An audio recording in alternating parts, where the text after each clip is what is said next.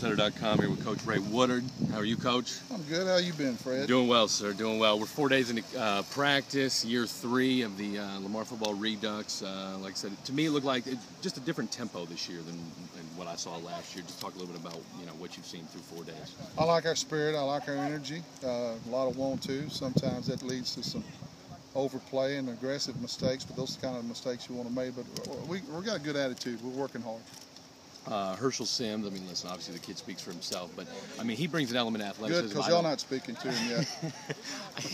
He brings an element of athleticism that I don't think I've seen, I mean, I think automatically becomes one of the best running backs in the South, and we haven't even seen it yet. I don't know about that. I'm not going to. I'll go ahead. I know you won't say it. I'll go ahead and say it. No, but talk about that. I did not say that. Talk about just the dynamic element that he adds to this offense. Well, I mean, he's looked good, but I think it's made the Paul Garrett push. He's looking better. Desmond Richards has had a really good camp. I mean, we got a couple of guys, and Caleb Harmon's playing well. So, I mean, I think his presence has made everybody else push a little harder, and competition's good. No, competition's great, and speaking of competition, man, I know last year, the quarterback. I mean, that was something you were dealing with forever and a day. It seemed like. Mm-hmm. I don't know that you're going to have quite that problem. I mean, maybe you will, but I mean, listen, Caleb Berry looks like solid, but Maskowski looks like, I mean, just the command that he's got of that offense and just the way he delivers that ball. I mean, he looks like he's clearly separated himself as the number one guy. Yeah, I think right now it'd be his job to lose, and I like the way our quarterbacks are strung out with Caleb Berry, a junior. Dylan Barrett is a redshirt freshman, and Matt Bergeron's a freshman, so that's strung out pretty good. Also, want to add Darrell Harris. I think's had a very good camp so far.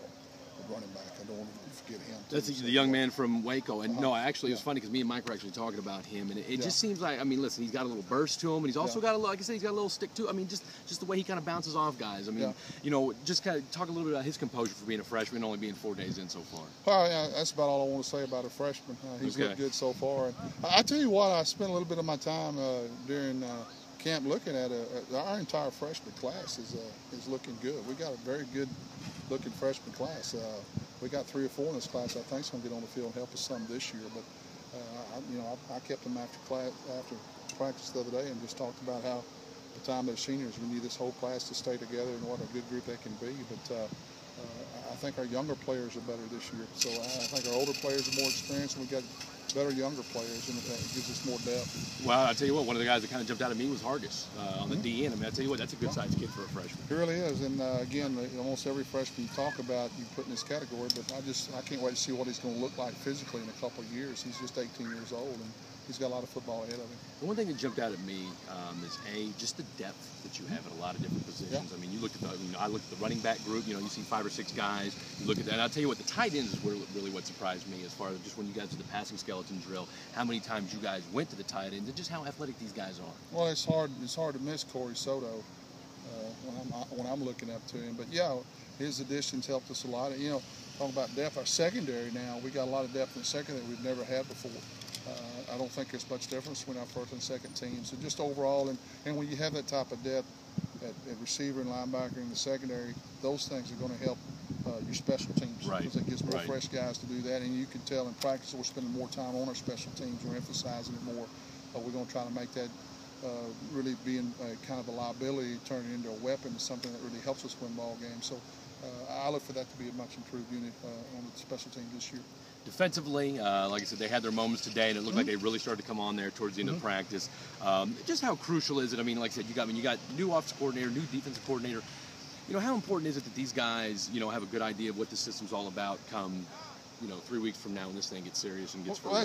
That's just it. We got 6 new coaches, and they haven't all coached together before, so they're spending time in meetings and really making sure they're all on the same page, and then that it carries over to your players, and that's our biggest challenge between now and September 1 is making sure we're all on the same page and working together, and that's the biggest question mark we've got. I think there's some things in place here for us to be pretty good if we keep working, but we got to put it all together. That's what we got to do.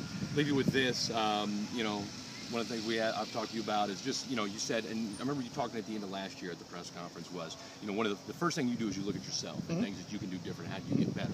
What are you doing differently, and what do you improved on through this 4 days of practice today or this year versus years past? Well, I'm trying not to let players get away with a lot of things, with the discipline part of it and the accountability part of it, and we're trying to raise that bar. That's pretty much my number one responsibility in practice, is to make sure that everyone is working at that high level, and that's the thing that now that I'm not coaching or calling the defense, it frees me up to do a little bit more of that in practice, and then it trickles down from there. I think it kind of starts with me, and so I took it on myself to be more accountable, and I think that's where it starts. Has being a grandpa helped you? Oh, you bet. You bet. You bet.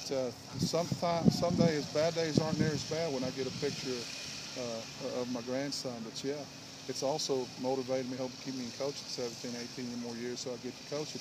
Between him and my brother's 3-year-old, I could have the left side of our offensive line taken care of. They're both going to be, I think, 6'5", 6'6" kind of guys. When it's all right now, how do you feel like where you guys are at?